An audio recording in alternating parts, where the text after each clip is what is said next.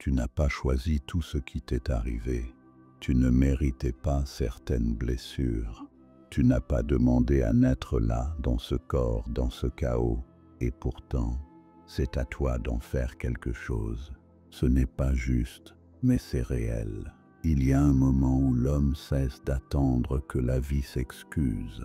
Un moment où il comprend que continuer à accuser, c'est s'enchaîner à ce qu'il prétend haïr.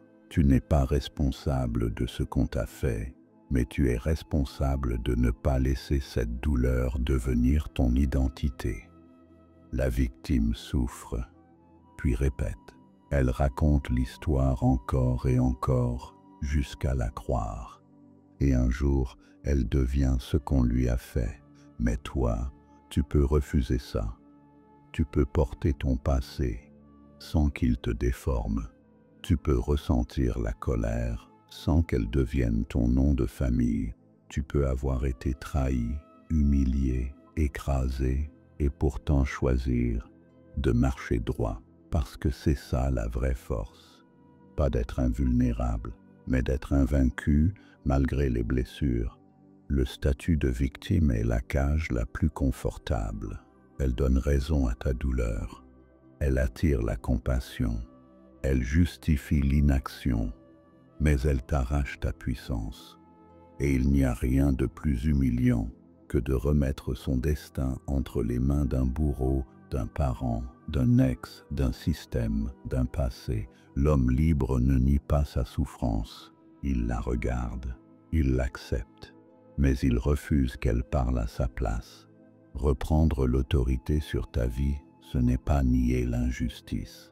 C'est décider que, même avec ça, tu vas créer, tu vas te redresser, tu vas incarner un autre cycle, parce qu'un jour, tu es devenu ton propre père, ton propre guide, ton propre souverain. Et c'est ce jour-là que tout a changé. Ce n'est pas du développement personnel, c'est de l'honneur, c'est de la dignité, c'est du feu sacré. Celui qui te dit « ça suffit ». Tu ne me contrôles plus. Je vais prendre ce poison et en faire un remède. Mais pour ça, il faut cesser de blâmer. Parce que blâmer, c'est laisser l'autre gagner deux fois. La première, quand il t'a blessé. La seconde, quand tu décides de t'y accrocher. Tu n'es pas une histoire à pleurer. Tu es un homme en chemin, avec des cicatrices, oui, mais avec un choix. Un vrai, celui de te redresser, celui de te réinventer, celui d'incarner ce que tu aurais eu besoin de voir, pas pour les autres, pour toi, pour ne pas mourir étouffé dans un passé que tu n'as pas choisi. Il ne s'agit pas de pardonner si tu n'en es pas capable, il s'agit de ne pas rester prisonnier. Ce que tu ne guéris pas, tu le transmets, ce que tu ne traverses pas, tu le répètes, et parfois, le seul moyen d'en sortir, c'est de te parler à toi-même, comme un frère. On a mal, mais on va avancer. On est fatigué, mais on va marcher. On tremble, mais on ne baisse pas la tête. C'est ça, la première révolution. Ce n'est pas changer le monde, c'est refuser que le monde te change sans ton accord. La noblesse commence là.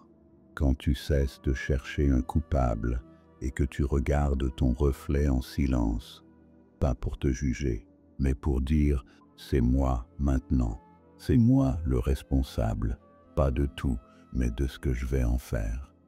Et crois-moi, quand tu portes ta vie ainsi, le monde entier te regarde autrement. C'était la leçon du jour. On se retrouve très bientôt pour aller trancher de nouvelles vérités, mon disciple. C'était l'âme du sage.